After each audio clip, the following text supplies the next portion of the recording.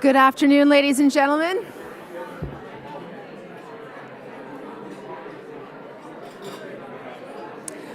Good afternoon, ladies and gentlemen. We're going to begin today's event.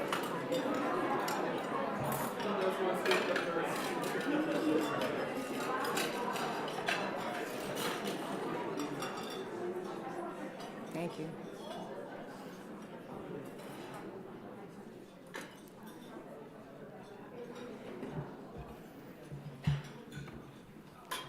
Good afternoon, ladies and gentlemen. Please join me in welcoming our webcast viewers. My name is Colleen Kennedy, and I have the pleasure of serving as the Executive Director of the Canadian Club of Toronto. Our club strives to bring you a diversity of speakers who address issues that are top of mind. We are conscious of the diversity of our city, province, and country, and strive to reflect this not only in the topics we present, but those who present them. Today's special guests are great examples. Before I formally introduce them, let me tell you about a few upcoming events. On Thursday, May 10th, we have Michael Combe, the City of Toronto's Chief Transformation Officer, talking about smart cities. And on Wednesday, May 23rd, we have two events: a breakfast with the Premier of Nova Scotia, Stephen McNeil, and then a lunch, a dynamic panel of incubator leaders taking startups to market giants, moderated by Amber Canwar, who's here today too. So we look forward and we hope you might join us at those events. To learn more, please visit us or buy tickets at www.canadianclub.org. You can also join the conversation by following us on Twitter or Instagram at CDNCLUBTO or using that hashtag. We have social media handles on the table that you can use if you're tweeting or posting today. We hope you join us in this important conversation. I would now like to take this opportunity to thank NBC Universal for generously supporting us for this event, represented here by Ron Suter. Thank you so much.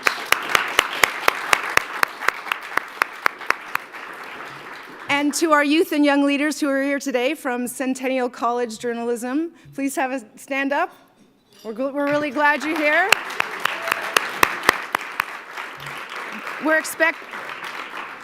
We're expecting some great questions from you. And now our guest speaker. The journalism profession is facing unprecedented change and challenges.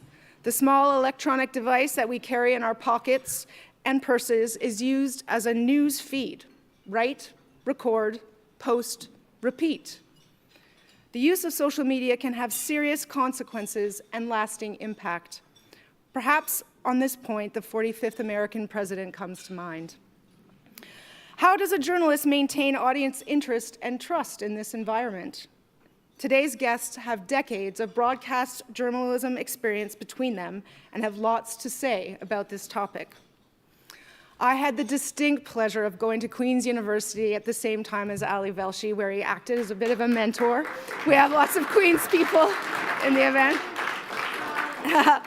Last week, Ali and I were remembering an event on campus that he made the cover of the Whig Standard for, because it was horribly confrontational that Preston Manning was coming to speak at Queen's. And there was lots of protests, and the big issue was that he would not take unvetted questions from the floor. He would only have approved questions. So Ali and some others were quite vocal and proceeded to get themselves kicked out of Grant Hall, and that was the picture that made the cover of the Whig Standard the next day. So I can't think of a more fitting person who has been committed to free speech and public discourse for all his life to join us at the Canadian Club podium, where we've been celebrating public discourse for over 120 years. So we're very glad that you're here.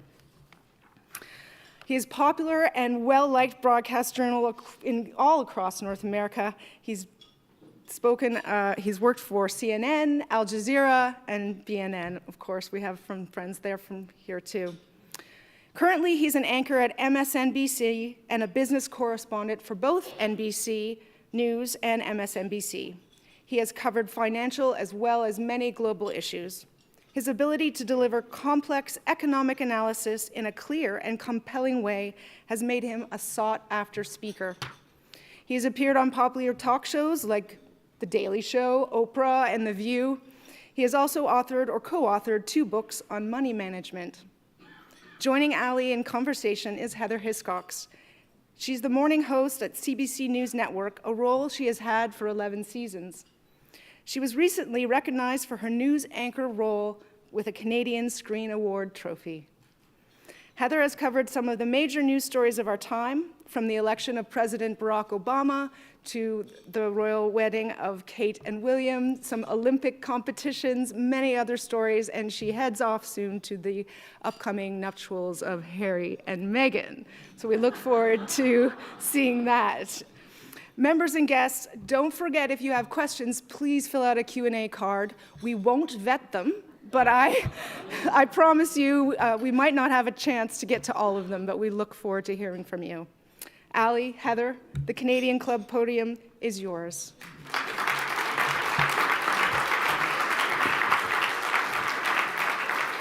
Thank you, Colleen. I'm surprised that with all this Queen loving going on that you let a Western grad be the one to ask you questions. I don't know, but here I am. Someone didn't vet that. Exactly. Someone didn't get vetted. Can I say thank you to the Canadian Club for inviting me to take part and to share the stage with Ali, because I'm tremendously looking forward to this. Simply for the fact of being able to meet your family, which is and CBC viewers, and I'm so happy to have you here today as well. Like most of you, I first encountered Ali Velshi as a viewer, and I quickly became a real admirer of his work, first at CNN, and of course now at NBC and MSNBC. And now, today, again, like most of you, I suspect, I look at that work and I wonder, how on earth does he do that work? How does he go about the work of a journalist given the current context, when crisis is unabating, when the headlines are unpredictable, with a president who is untethered to truth, as James Comey so memorably put it in his new book? So I, like you, am looking forward tremendously to Ali's Tales from the Anchor Desk. Welcome. Thank you, Heather. Thank you for being here to do this. I'm so pleased. Thank you. And welcome home. Thank you. You know, we could talk the whole half hour of my time about Canada. That's not why we're here. But I am curious, given where you are now. Yeah. What feels, what looks, how does Canada look amazing. And feel to you It looks right amazing. Now? It looks amazing. Thought so. I've always, anybody who's watched me over the years knows that I have never been shy about my background and about making Canadian references and talking about how I'm from Canada. And it was always fun, and it always meant that much to me, but it means something entirely different now. Because of the state of governance in the United States, because of the ongoing conversations about healthcare, but more importantly, the moment that stands out for me is that shortly after the election, I was invited by the Canadian consulate in New York to the opening night of Come From Away. And you know, it was after the election. I truly didn't really know about Come From Away. I'd just been fully immersed in American politics for the preceding year. And I thought, look, anything the Canadian consulate asks me to do, I do with great fun. So my wife and I, Lori, who's here, went off to that night. And I did know that the Prime Minister was going to be there, but I thought that's just par for the course. What I didn't know is that there'd be a number of government officials from the United States there. Nikki Haley was there. Ivanka Trump was a guest of the Prime Minister's. And then that story came on, and I'd sort of roughly heard about it. I mean, I obviously knew what the story was, but I didn't know what this musical was and how it did it. And it was remarkably moving in that moment in time, because it was set in a time of discord and tragedy, and it was this great story of the human spirit. And then at that event, it was one of those things that was, while the kindness that was illustrated in that show is a universal kindness, to be able to say that's how Canadians react to adversity is something that has just stuck with me. And I have to say, I continue to be so proud of Canada and of being from here and of having my values established here. And I fully understand that Canadians have debates and disagreements about the most basic things, and that's the beauty about traveling the world as a journalist. When you go to different countries, you realize their big fights and their big issues are the top of their news and the front of their newspapers, but there is a general Canadian-ness that I understand better now than I even understood when I was here, and I'm very proud of that. Do you think it helps you do your work better? Yes. How so? Because there's another way. Because it is obvious to me in this world, and it is not simply an American phenomenon, but in this world in which we have weaponized culture, and that has resulted in electoral sways and victories, and it's happening all over, and there are parts of it in Canada, there is a third way. There is a way to which you can subscribe, in which you do not get up every morning and are not identified by your politics or how you voted or who you vote for or your tax rate or even your views on things. There's a way in which you get up every morning and realize that the other enriches you.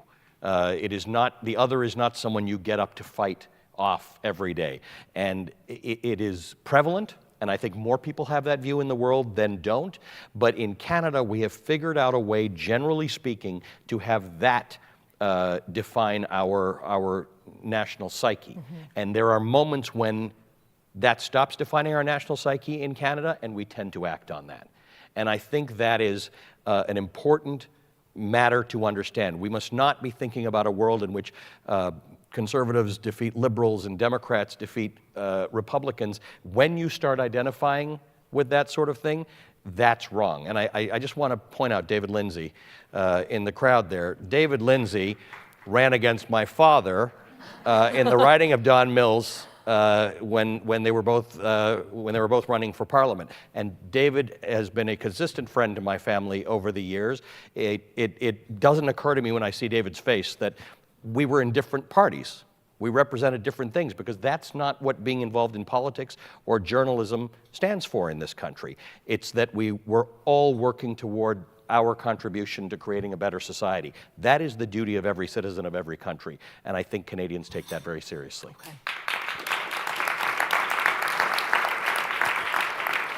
The phrase that Ali just used, the weaponization of culture, is one I want to come back to. It's one you're speaking increasingly on these days, and something that we're looking at in detail. But as a point of departure for our first area of conversation, on each of the tables is a photo. Has everyone seen that?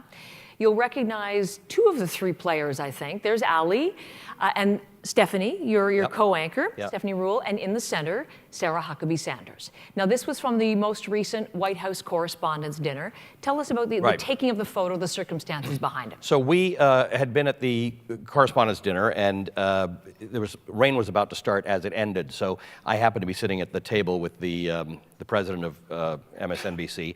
And normally we take shuttles between the hotel and the after party, but he had a car, so we sort of just ran out and got in the car together. And so as a result, a few of us got to the after party earlier than everybody else did. And Stephanie and I were in that crowd, but someone had decided to hold it outside. This was our party. The big after party at the White House Correspondents' Dinner is the NBC party, so everybody comes to that. And we had gotten there so early that Stephanie and I didn't get a picture on the, where you take pictures. So it's raining and it's windy and it's unpleasant and everybody's there. And the PR folks had said, could you go back to, the entrance and take a picture? So while everybody's running to get to the tent, Stephanie and I are going the opposite way, bumping into people, getting to this place where the picture is being taken. And this lineup has stopped because it's raining and everybody's got umbrellas. We're literally outside. And as we're trying to take this picture, Sarah Huckabee Sanders walks up. Now, it's our party. We're hosts, so we brought Sarah into the picture, and we took it. And in that moment, you're not thinking about anything except the fact that everybody's cold and it's rainy and it's our party. That picture then got posted the next day. What happened? By NBC PR. And thanks, Ron, by the way, for being from NBC Universal. I appreciate you coming here. And I'm not sure I would have posted it, but, we posted everything. We literally handed over to the media all the pictures that the photographer took. And then, because of all the kerfuffle after the dinner, the comedian, Stephanie she tweeted that what she meant to tweet, I don't know the exact words, but the sentiment was, I'm not sure I would have sat there and taken it like Sarah Huckabee Sanders did. It wasn't a commentary on the comedian or Sarah Huckabee Sanders. It was just a, wow, that was interesting that you were sitting at the head table and you didn't get up and walk out. That didn't go over well with a lot of people. And what we realized was that while we have a lot of viewers who watch MSNBC for a lot of reasons, and we think we do a great job, and we're often and more often than not #1 in the ratings, what we didn't understand is there are a group of people who consider themselves the resistance, for whom we, the journalists at MSNBC, are the warriors of the resistance. Right. And explain what the resistance is. The resistance, the hashtag, deniers. The resistance is the people who, for various reasons, it's the loose grouping of people who are against Donald Trump and the things he represents. It's largely affiliated with the movement to do something, discredit journalism. Well, discredit the opposite. The those administration who would, mostly, yes. right? So, and it's a tough moment for us because we're glad to take viewers from wherever we take them, but we're journalists. We're not members of the resistance. And we had a boycott movement start because of that picture. It blew over after a few days, but just the idea that you would take a picture with the press secretary from the White House caused that sort of problem. Now, on a daily basis, most of her briefings fall in my 3 o'clock hour, and we take her to task and hold her to account every day. I did not, before this administration, use the word lie or liar on TV. I do now, under the right circumstances. And I have called her one. Did it on Friday, actually. But she was at our party and we took a picture. Mm-hmm. Now, I don't know. There are a lot of questions about that. Should she have been at the dinner in the first place? Should we have invited her to the party? Well, we invite everybody to the party, so do you deliberately exclude those people? Should members of the administration be at the White House Correspondents' Dinner in the first place? Should this be a party for journalists? But more importantly, do we not have bridges of dialogue to people in administrations? That, I don't think, is the right answer. As I got thrown out of the speech at Queens for saying, I don't think bridges of dialogue should be cut off between anybody. So it's an interesting circumstance, but there are still some people very angry about that picture. You know the climate as well as anyone else. Was there something in that reaction that surprised you, that shows you the division? Yeah, the heat of it. The heat of it, no. Yeah. More so than you even thought. I completely agree with people who feel that it is a betrayal that this administration lies as much as it does, and that Sarah Huckabee Sanders represents so much of that. That said, there are many industries I can think of. If I were a representative of those industries or a CEO, I'd hire her in a second. She's particularly good at what she does. But this idea, we should be holding administrations to account. I have always been a little bit uncomfortable with events at which journalists and CEOs and politicians mingle too closely and try and take pictures with each other. I get the criticism, I really do. And I think we should all reevaluate whether we should have events like the White House Correspondents' Dinner or Canadian equivalents of them. But I think when we get to a point where you can't take pictures with people, you may have gone too far. Do you have to be these days an activist or a commentator, editorialist in some place? Or can you, in your current reality, be a journalist? You know, the quaint notion of get all sides and let the people decide, or do you have to? That's a tough one. That's a tough one. I don't know whether you can escape a role of commentator in this day and age. In my case, my training as an economic journalist with a lot of the folks here at this table. Welcome to the BNN Bloomberg folks, and with Bruce Sellery. This is going back 25 years. That's what I know. So what I really enjoy doing is laying out the facts of a story and then debating that. And I'm happy to debate people from any political persuasion on that. So I think in that way, where you are an expert on something, I think it's okay to be part of the debate in which you add commentary. I think the complexity is when it's partisan politics. Mm-hmm. That becomes complicated. I don't know that we should be activists, and I don't know that we should be in battle if there is a battle going on. I think once you've declared there is certainly an assault on journalism in this administration. And by the way, again, it's a worldwide phenomenon. But I don't know that because there's an assault on you, you should consider yourself part of the battle. But I struggle with that as well. And I think if you asked 100 journalists, you might get 95 answers to that. I think some people believe that the assault can only be held up by journalists, that we have to stick up for each other and we have to stick up for the profession. But I do know that when that starts to happen, including after the White House Correspondents' Dinner, there was a real sense that, boy, you guys really are a pack, and you're your own pack, and you're impenetrable, and maybe you don't represent people's interests. And I think, well, whose interests do we represent? We should be representing the truth, we should be speaking truth to power, and we should be holding everyone to account. So we are in a remarkable world. It must be interesting to be a journalist in your 20s today, where your opinions about what you're supposed to be are formed, because I'm not in my 20s, and I find it perplexing on a daily basis. What is the role? I walked into CBC this morning for an interview with Michael Enright that's airing on Sunday, and somebody came up to me and says, thanks for what you do, for keeping them honest and representing. And I thought, it was a compliment. I appreciate that part, but it was really complicated. What is it I'm doing? Who am I representing? What is that? Well, as you say, it's fact. I mean, we had an interesting conversation prior to this discussion about how your role has changed so much in the Trump reality, which is now you are a real-time fact checker. Right. Tell me how that works, how you're able to do that, the importance of that. So that's the easy part of the job. I will say this, Donald Trump makes this easy, right? Because in the face of the stuff, the assault on decency and truth that Donald Trump is, I know what side I'm on. That's easy. Donald Trump is a serial liar. He just cannot not lie. It seems like he can't do it. So dwelling in the world of fact is fun and easy, but instant fact checking is much harder than one thinks, because if you're in a discussion with somebody and you're catching every lie and you're stopping to correct it, the discussion will take 15 times as long as it normally would, and it's not much of a dialogue at that point. So, common decency suggests that you lie in conversation only insofar as it doesn't actually affect the ability to have the conversation.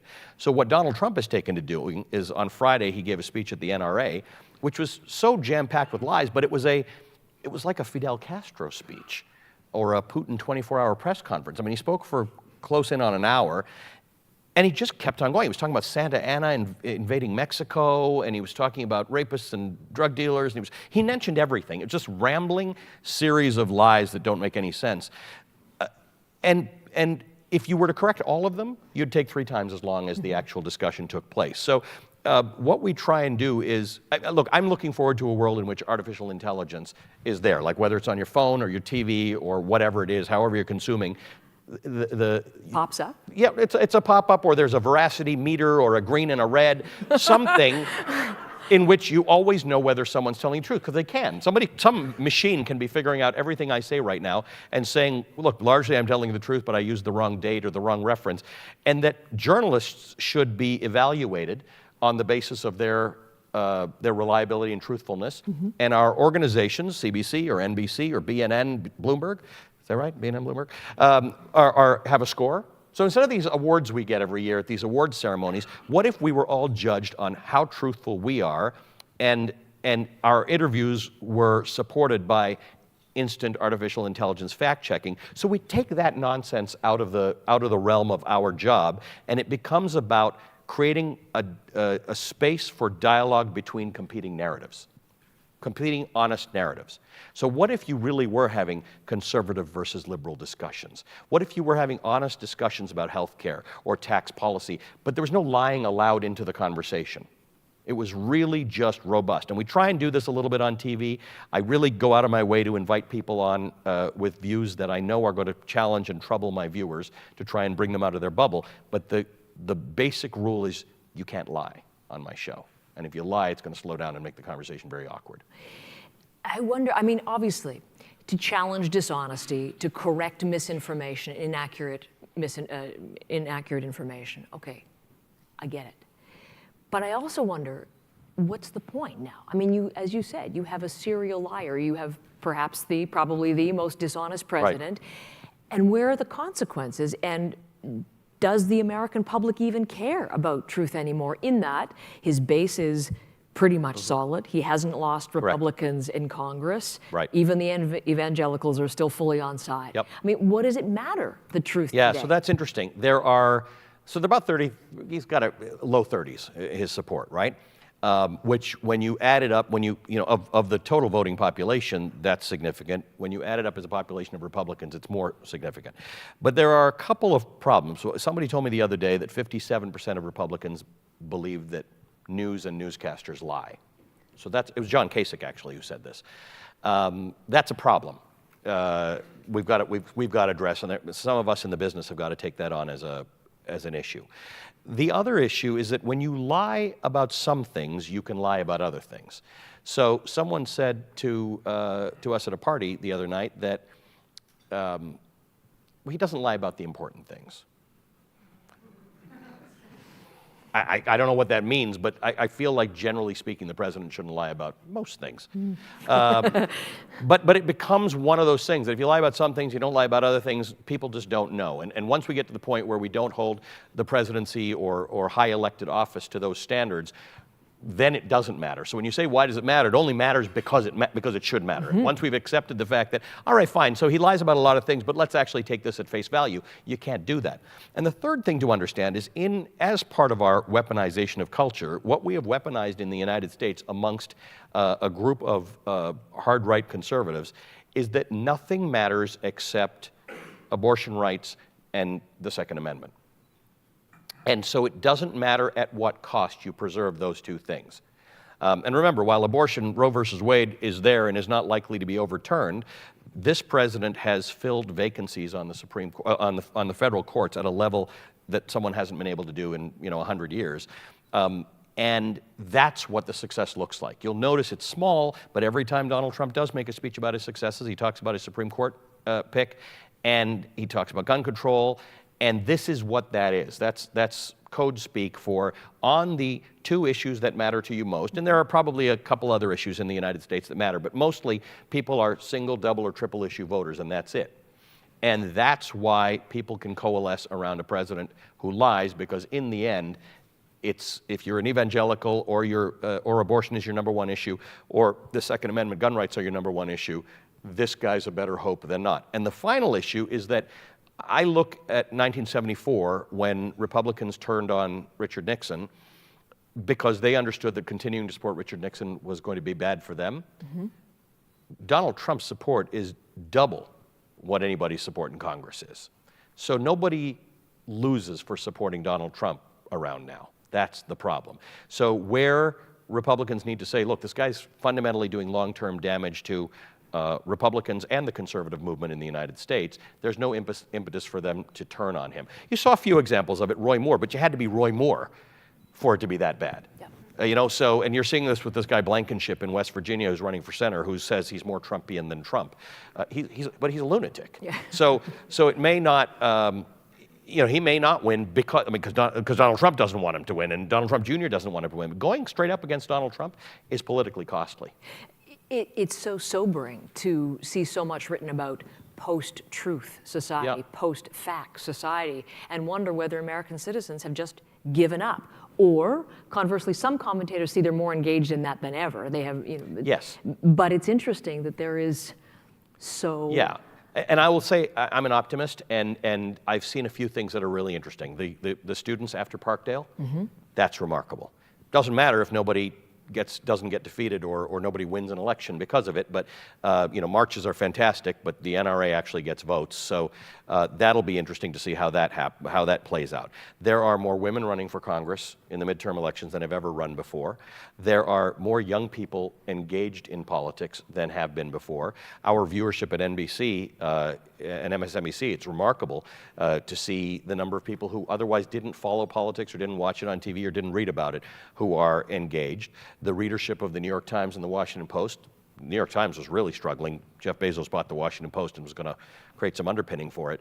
But that is come back. So there's a lot of good happening out there. Donald Trump may have in the end done us all a favor. But again, Donald Trump is the most recent and last iteration of a movement that's been blowing across the world. And so we have to understand it in that context. We are in a world where the rich are getting richer. The poor are being raised up from poverty, but middle classes are being hollowed out around the world. And if we don't solve for that, our politics will just become more extreme, and that's what we're seeing now. So lead into then, you've used a phrase a couple of times, thank you very much. I'll get to your questions in just a second. But the weaponization of culture. Right. Broadly speaking, this is an area which is of interest to you right now. Yeah. What are you seeing that is worrisome to you? Identity politics were the kind of thing that I never thought of as a negative. The idea that, we're all looking for something to belong to. Generally speaking, marginalized groups were better at this, right? If you were minorities or you were gay or you were fighting for better rights for women, it was easy to sort of join that club. And in general, they were supposed to help your group get better recognition, better rights, and the end result of that should be greater integration into society. We've now created identities around all sorts of things, including an identity around people who are frustrated that other people's identities are getting movements when they should be as well. So there's a level of frustration amongst people in America with low incomes, poor education, who feel that everybody has a movement except me. There's a Black Lives Matter movement, and there's this movement and that movement. There's even a movement for transgender kids in bathrooms. But how about me? I practiced life the way I was supposed to, and I'm out of a job, and I have no income, and I'm living in an opioid crisis. And there's a sense that I need an identity around which to rally. And politicians around the world have created movements around these identities, and they have conveniently combined identities. So single dads, fathers who lost custody of their kids, and men who feel that they didn't get into universities because women were getting in, and white people who felt that Chinese people are taking their spots in universities. And you put them all together into an angry group of people who are able to focus their anger on sort of 12 or 15 or 16 years in America that represents the destruction of their life. Gay rights, advancements in women's rights, minority movements, and all brought together with the face of a black president to say life as you know it is done. And you saw suicide rates going up amongst men, white men in America, and you saw despair setting in. And it's valid despair, it's real. And some of us in the media have not done a good job of creating any bridge to empathy to that group. When we report on people like that, we tend to report on them, to use the New York Times' expression, like they're albino frogs, right? Like there's this weird thing, hey, we went out into West Virginia and found this family, and then you do a little profile on them. We're not good at holding a lot of thoughts at the same time, and I think fundamentally society has not realized that as we give rights and further the lives of people whose lives deserve to be furthered and supported, it's not a zero-sum game. This group doesn't have to succeed because that group's not succeeding. We have got to raise everybody together. And I think that's something we're going to have to try and figure out. But there's identity politics going on both sides of the spectrum. Absolutely. Nobody's speaking for the integration. That's right. Now. Right. And it's that led to That's correct. the election of Trump Yeah. and elsewhere around the world. Yeah, so now I'm starting to see identity politics in a more complicated fashion than I used to. I thought it was a way in which people gathered around to deal with things that hadn't gone right for them. Well, that's true, but when we weaponize that, when we take that, put a label on it that says culture, and create voting blocks out of it that are meant to defend you at the expense of your fellow citizens, then we're not engaging in citizenry the way we're supposed to. At some point, we've got to be able to balance your interests and society's interests, and we seem to be unbalanced about that. Your interests seem to be up here, and society's interests can be damned. I mean, you and others have said it's reverting to tribalism. Yes. So how do you then, now that that's so firmly ensconced and those divisions are so deep and the fractures so keen, how do you get beyond that? Well, sadly, the political system in the United States, the system of primaries, doesn't help. That's why you see wilder and wilder people running for office who stake out positions that are more extreme than the last. I mean, if you are a Republican in trouble right now, your problem is not about being more moderate. Look at all these Republicans who want to be more moderate. They're going to get thrown out. And by the way, the same thing's happening on the Democratic side. There is no sense of let's figure out how to build bridges to those people in our societies who rightly or wrongly feel marginalized. It's the let's defeat these guys and throw them out. And there was one example in Western Pennsylvania of a Democrat who recently won, who has what one would call moderate views. And a lot of Democrats are really angry about that that's a sellout candidate. And that's what Republicans say about moderate Republicans. They're sellouts. There was a time when I went to, I was a fellow at the US Congress with a congressman named Lee Hamilton. Subsequently, he was on the 9/11 Commission. He was a Democrat. He was a moderate Democrat. He was the kind of guy in the middle of the party that Republicans and Democrats would look at to see how he was voting on an issue, and they would vote that way. Those people don't exist anymore. They simply do not exist in American politics. They exist, but they won't get elected, so they don't run for office. They do other things. And that's the world we've created, where if you do not hold extreme views, and by the way, the NRA is the perfect example of that. It's a racket. Right? The way the NRA works is that you are the candidate, or let's say you're the member of Congress, and you have an A+ rating with the NRA. So they will not only support you, but they will spend lots of money on attack ads, and so you're safe. They'll make people come out and vote for you. The minute you compromise on anything, you may think it's reasonable. It may have been because there was a shooting, and you say, well, let's make sure people under 21 can't buy an assault weapon. You lose your rating. They'll find somebody who won't compromise. You'll lose all the money. The attack ads will be directed at you, and the other person will win. That's how it works. It is a protection racket like the mafia. And that's just the best example of it. But that kind of thing exists across the spectrum on American politics. That's hard to overcome. It doesn't exist here in Canada yet, and let's make sure it doesn't. Yes, but we kind of have a view of moral superiority. We don't think that populism or that kind of culture war exists. But it's not far before. I mean, we've seen it in some leadership candidates. We've seen, there's a lot of talk about parallels in Ontario with the provincial government upcoming. I want to get to your questions in just a second, because my time is coming to an end. But when you talk about the future and getting beyond where we are, everyone wants, we're all on tenterhooks. What's going to happen? What's going to happen with Mueller? Will a porn star bring down a president? I mean, these are all questions that inconceivable that we would be asking. Inconceivable, we'd be discussing these kinds of questions. A lot of it, or some of it, may hinge on the fall and the midterms. What happens if the Democrats take back the House? What do you think is going to So it's not a given that they will, No. number one. All polling indicates at the moment that they will take the House, but who knows in this environment.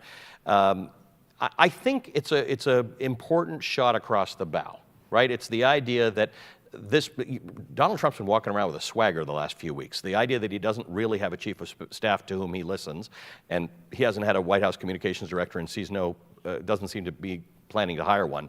He's now running the show. He has said so much. He's been reported to have said how much he's enjoying this. This is now the guy he wants to be, and he's carrying on like a guy who is being the way he wants to be.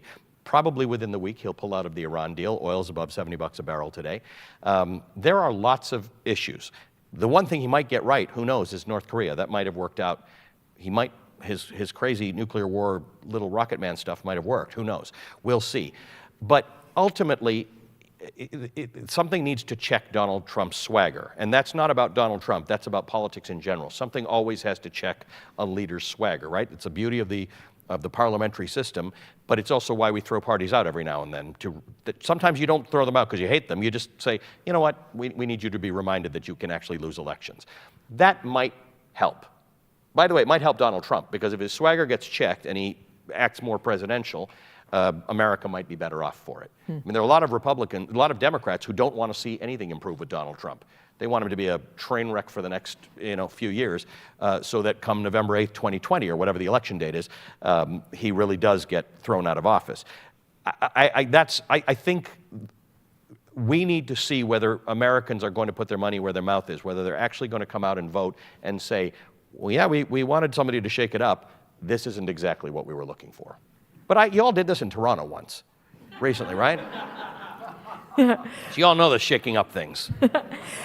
I don't have names, but these are fantastic questions, so let me bring them. They pick up on exactly many of the points that we were talking about. Bush lied with WMD. Clinton lied about Monica. Obama lied about health care. What's different about Trump lies? Speed. Frequency. Yeah, it's a cultural thing, right? It's not Bush So the jury's still out on how much Bush knew when he lied. I think we have now come to understand that George Bush surrounded himself. He made a choice. Everybody makes a choice of who they surround themselves with. And he surrounded himself by a whole lot of neocons. And they had an agenda, and it was the agenda we learned about when we were little kids, the military-industrial complex. It's like, oh, I get it. You guys like wars because it makes a lot of money. And that happened. I'm not sure that for George Bush it was part of a larger agenda. It was part of a larger agenda for the group of people who surrounded him. Bill Clinton, you'll remember, was actually being investigated for Whitewater. And in the process of doing so, he lied about Monica Lewinsky, which became the central matter. So as Trump keeps on talking about the fact that this investigation with Mueller has gone outside of the scope of it, Monica Lewinsky was outside the scope of Whitewater, but nobody remembers that it was about Whitewater. It was about Monica Lewinsky. This is a culture of lying, and that's what the problem is. There was the idea that this was supposed to drain the swamp, and we seem to have a different and even more potent swamp in place now. I think that's what the problem is. It's a different level of lying. Now, there are some conservatives who make the argument to me that I find very interesting that had Clinton not done this in the first place, it wouldn't have cheapened the presidency, and we would all agree that the presidency should be up here. But what Clinton did is he brought it down here, and now we shouldn't all complain that presidents lie like everybody else does. And why does he lie? Is it to distract you from things that he doesn't want you to learn about? Does he have really no firm grasp on reality? I don't know. Ego? I don't know what it is, because I don't know what the goal is in this. For instance, I don't know anything more than any of you do about the Russia investigation or whether there was any collusion, but I'm fascinated by the number of people who are lying and who are being caught for lying. I mean, the indictments we've had and the guilty pleas we've had have been about lying. I don't understand how everybody forgot that they met with Russian ambassadors and Russian this, and the guy flew to the Seychelles and met with a Russian guy. Like, how do you forget all this stuff? I don't know what the lying's all about. It has been said that the quality of media coverage surrounding Trump's candidacy contributed to his popularity and eventual election. As a journalist, how do you strike a balance between covering big stories and running the risk of influencing big stories? Yeah, we didn't get that one right. Everyone kind of wrote them off. People say this, they're right. People who make that allegation against the media are right. Les Moonves from CBS said it during the election. It's not good for the country, but it's great for TV.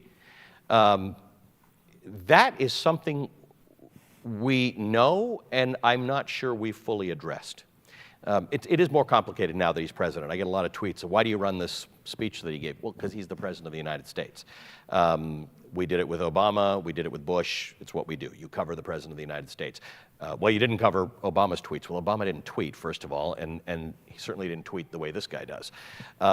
So questions about how you cover the president of the United States, that's up for less debate. He is the president of the United States. And by the way, this is a president who changes policy on Twitter, could conceivably get us into a war on Twitter, and not a Twitter war.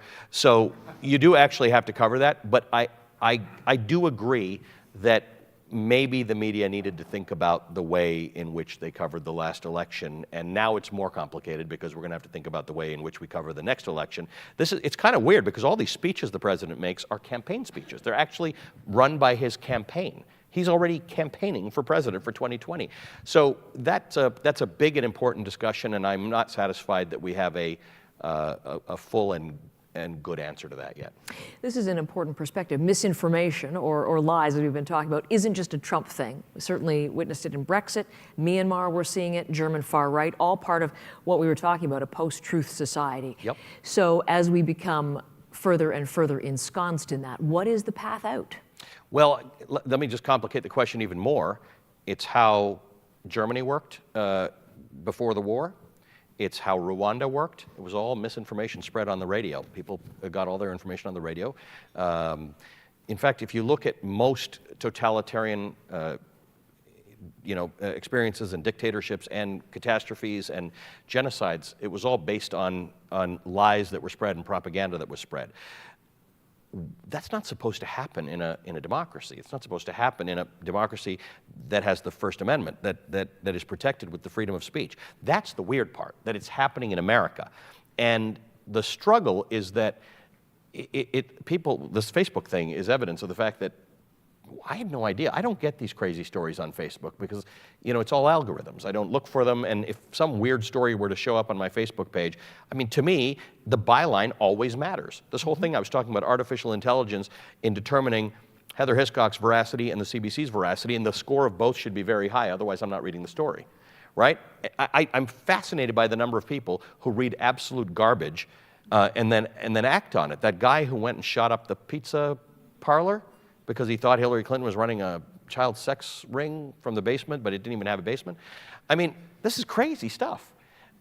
So part of it, you and I last talked when I was here for my TEDx speech that I gave at Queen's about fake news.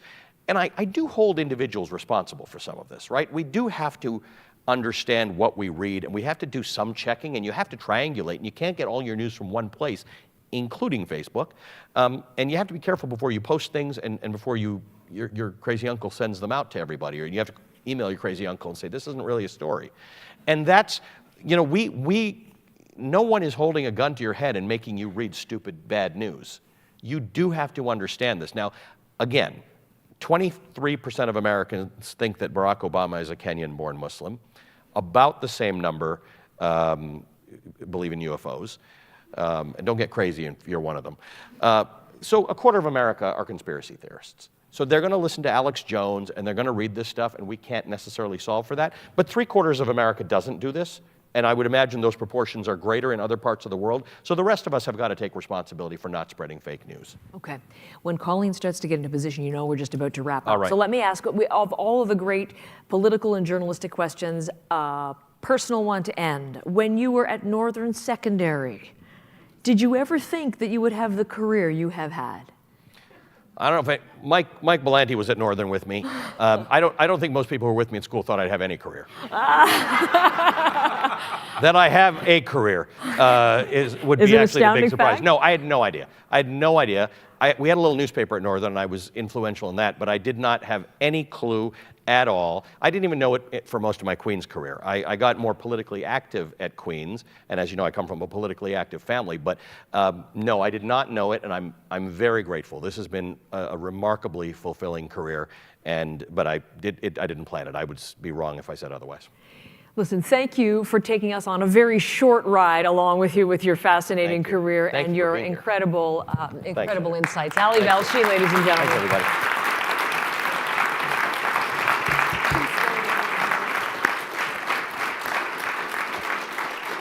Wow, that was wonderful. Ali and Heather, on behalf of the Canadian Club of Toronto, I would like to express my sincerest thanks for joining us today. Your fascinating journalistic insights, we really, truly appreciate it. There's no doubt that journalism remains a well-respected and highly regarded profession, despite what President Trump wants to do about it. As you pointed out, the practice of it sometimes comes at a cost, as we've recently observed. One cannot deny the important role journalism plays in maintaining a civil society. Those who work in the media, many of you here, must continue to ask the tough questions, fact-check, go deeper, and hold leaders and decision makers accountable for their actions. Ali, we are impressed with your ability to carry out these roles in your characteristically charismatic and compelling style. That's what keeps viewers wanting more. We appreciate that you embrace your Canadianness at every turn as well. Heather, we appreciate your ability to captivate and hold an audience live and on the screen. Thank you for joining us. Thank you. We wish you both continued success in your illustrious broadcast careers, so thank you again.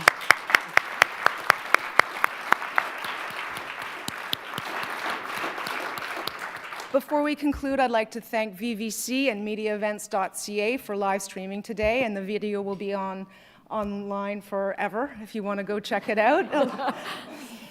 I would also like to thank NBC Universal again for supporting this event today. To learn more about the club, check us out at canadianclub.org. Pictures from today will be there and past speeches as well. Thank you for joining us, and we hope to see you again soon.